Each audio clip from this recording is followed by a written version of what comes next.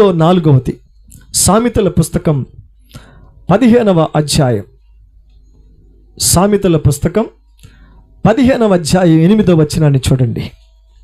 సామెతల పుస్తకంలో అందరూ తీసుకున్నారా అండి? మీరందరూ అందరు వెనక ముందున్నారు కదా, అందరూ తీసుకోండి. 15వ అధ్యాయం 8వ వచనాన్ని ఇప్పుడు చదవండి.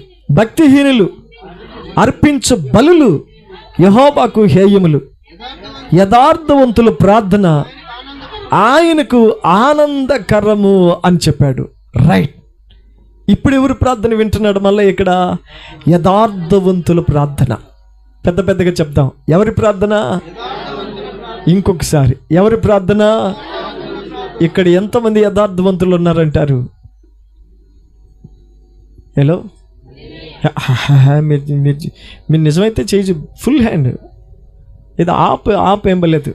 మీరంతా ఎవరైనా ఒప్పుకుంటున్నారు పెద్దగా? అందుకేనా ఆదివారం యథార్థంగా మానేస్తున్నారు చర్చికి రాకుండా? సార్ మేము యథార్థవంతులం సార్, చెప్పే వెళ్ళిపోతున్నాం సార్, ఈరోజు పని ఉంది సార్ అందుకే రాలేకపోతున్నాం, ఆదివారం యథార్థంగా ఉండాలి కదా సార్. ఎంత బాగున్నారంటే నాకు మరీ ఫోన్ చేసి ఈరోజు కుదరదు సార్, యథార్థంగా చెప్పేస్తున్నాం, ఈరోజైతే రాలేం. ఏంటి ఇలా చెప్పేవారంటే యథార్థవంతుల్ని బలపరుస్తారు సార్ దేవుడు. ఇప్పుడు ఇదేంట్రా, ఇది ఇట్ట తయారయ్యారేంటి? ఇట్ట కూడా వాడుకుంటున్నారా యథార్థతని? అట్ట కాదు. ఉపవాసం అనంటే ఉపవాసమే యథార్థంగా వెళ్దాం. ఆమె యథార్థంగా వెళ్దాం, ప్రభువుని స్తుతిద్దాం. ఈరోజు ఉపవాసం అని తెలిసిందా? 3 దినాల 3 దినాలు నేను నా కుటుంబం, నా బిడ్డలు, నా భార్య మేము ఉపవాసంలోనే ఉంటాం, వదలం,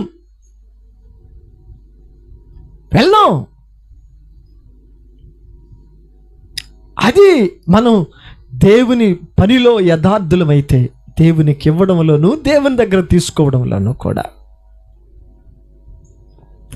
యథార్థవంతుల ప్రార్థన ఆయన ఆలకిస్తున్నాడు అని చెప్పి సొలొమోను కదా ఇది చెప్తున్నాడు. 15వ అధ్యాయం 8వ వచనంలో ఈ మాటను చెప్తున్నట్టుగా చూస్తాం. ఇదే 15వ అధ్యాయంలో ఇంకెవరి ప్రార్థన విన్నాడు ఆయన? 29వ వచనం.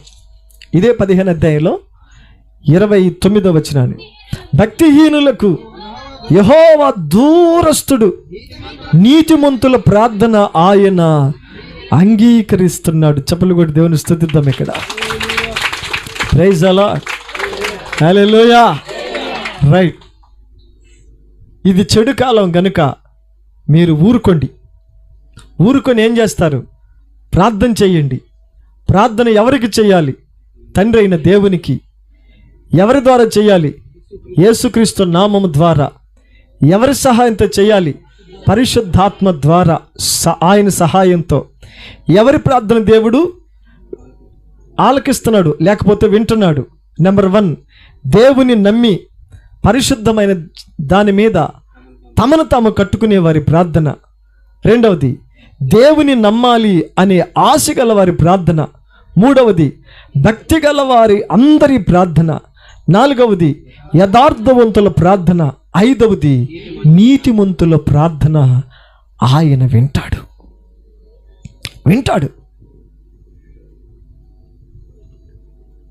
ఈ 3 దినాల్లో ఒకే విషయాన్ని కోరుకో, నా ప్రార్థన దేవుడు వినాలి. ఆమేన్. మీరు ఎవరైనా సరిగ్గా లేకపోతే ఈరోజైనా సరి చేసుకోవడానికి ఇదొక అవకాశం. నా ప్రార్థన దేవుడు వినాలి. అందుకే ఆయనకి ఇష్టం లేని దాన్ని వదిలేస్తాను.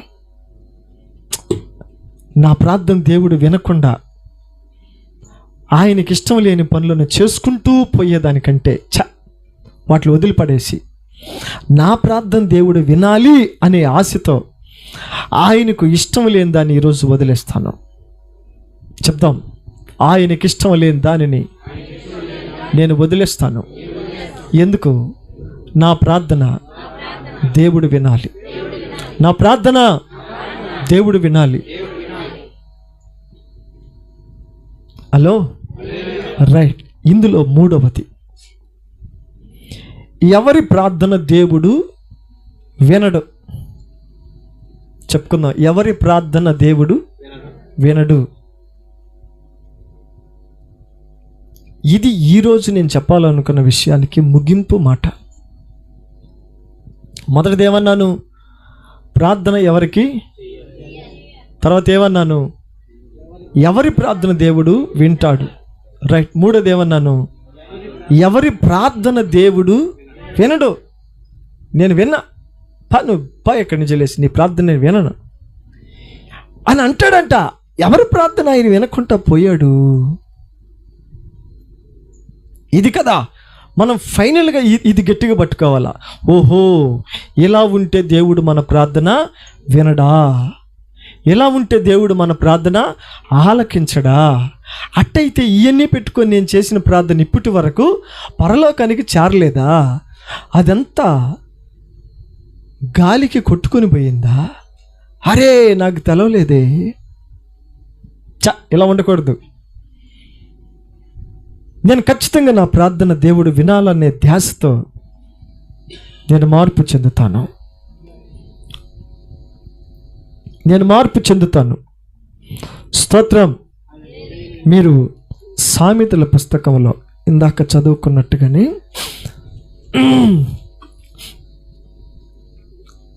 28వ అధ్యాయం 9వ వచనం.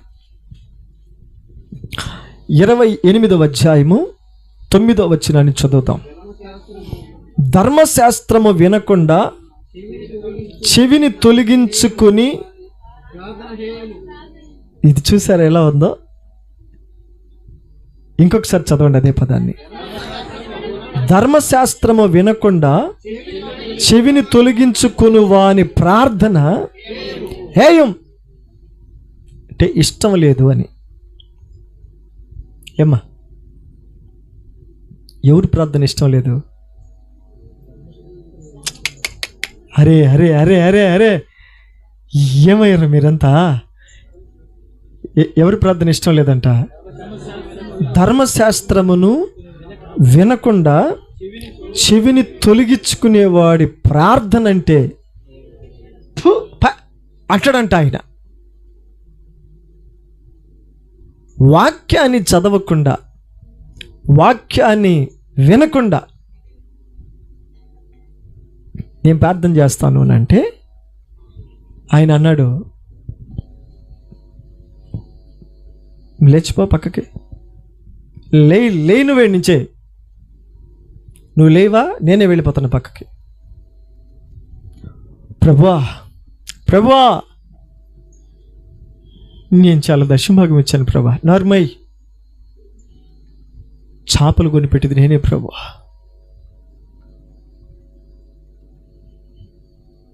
కావాలంటే చూడు ప్రభా, ఎంత పెద్ద చీపర గట్టు కొనిపెట్టానో. ఆ పెద్ద చీపర గట్టు నాదే.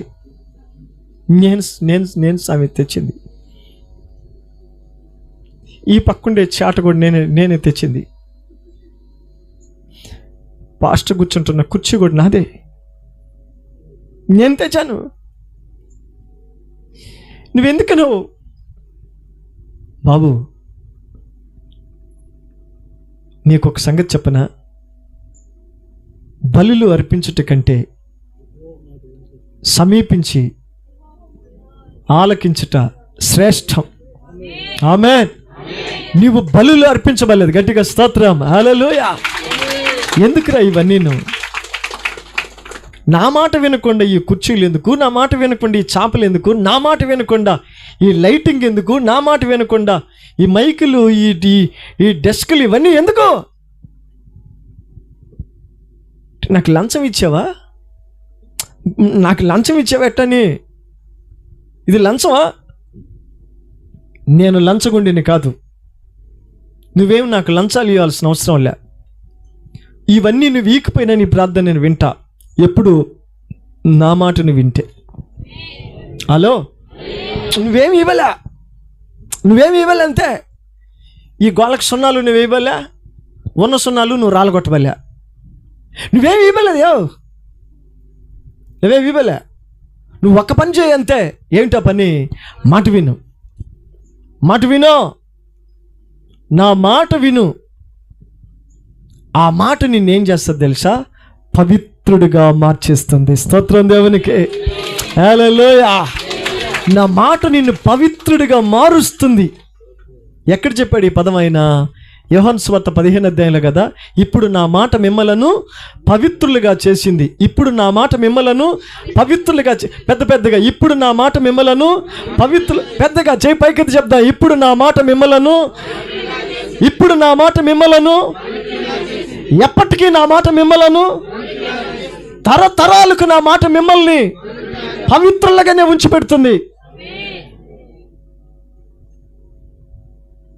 బుద్ధిహీనుల మాటలు వింటే మీరు పవిత్రులు ఎవరు? అపవిత్రులుగా మారిపోతారు. నా మాట వింటే నువ్వు పవిత్రుడివి. నువ్వెందుకై నాకు బలులు అర్పిస్తావు? ఎందుకు ఇవన్నీ? నేను మొన్న కూడా ఇదంతా నేనే చిమ్మినేను స్వామి. తండ్రి ప్రభువా, ఈ చర్చి చుట్టూ చిమ్మింది నేనే. ఊరు చిమ్మరు, నేను చిమ్మినా. రే, నువ్వు చిమ్మకపోయినా పర్వాలే.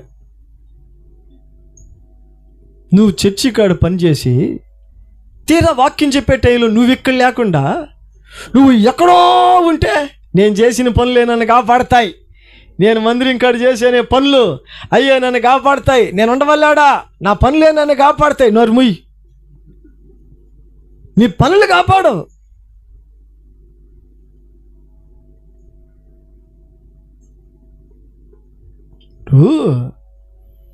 నేను తిన్న అన్నమే నన్ను కాపాడుతుంది అనుకో, నీళ్లు దాక్కుంటూ పోయినావనుకో. నిజం చెప్పండి, నేను తిన్నదే నన్ను కాపాడుతుంది. ఈ నీళ్ళు ఎందు నేను తాగేదా? నేను తాగా, అసలు నేను తాగా. ఇప్పుడు వీడు బతుకుతాడు చస్తాడా? బతుకుతాడు చస్తాడా? 4 రోజులు అన్నం లేకపోయినా పర్వాలేదు, కానీ నీళ్లు లేకపోతే మాత్రం కష్టం. 4 రోజులు అన్నం లేకపోయినా పర్వాలా, నీళ్ళు లేకపోతే కష్టం.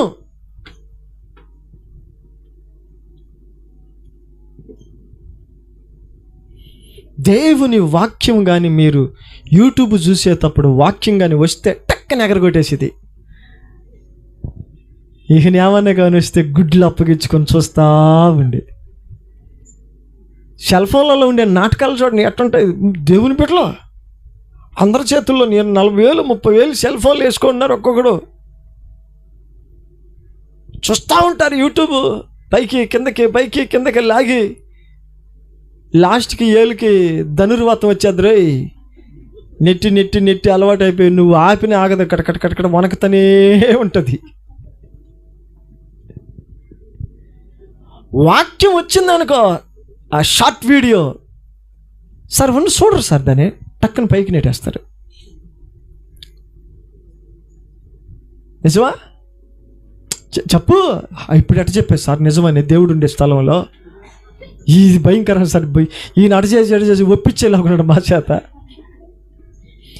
ఒప్పుకోవడానికే మనం వచ్చింది ఇక్కడికి, ఒప్పుకొని విడిచిపెట్టడానికే వచ్చాం ఇక్కడికి. హలో, ఒప్పుకొని విడిచిపెట్టడానికే వచ్చాం.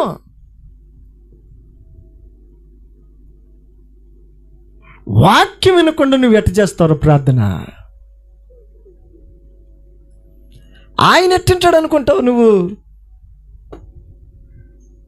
చదివేవాడు వినేవాడు ధన్యుడు. ఇది ప్రకటన గ్రంథంలో ఉన్న మొట్టమొదటి మాట. మొదటి 3 వచనాల్లో ఈ మాట కనిపిస్తుంది. ఈ గ్రంథ వాక్యములను చదివేవాడు వినేవాడు ధన్యుడు, ధ్యానించేవాడు ధన్యుడు, చదివేవాడు ధన్యుడు. బైబిల్ మూత పెట్టేసి ఇంట్లో పడేసినాడు ధన్యుడు అని చెప్పలా, ఆడి దరిద్రుడు. బైబిల్ జిప్పేసి పాడేసి సెల్ ఫోన్ ఓపెన్ చేసుకొని ఇష్టారాజ్యంగా పోతున్నవాడు దరిద్రుడా. ముందు బైబిల్ తీసి చదువు వాక్యాన్ని, అది ధన్యత.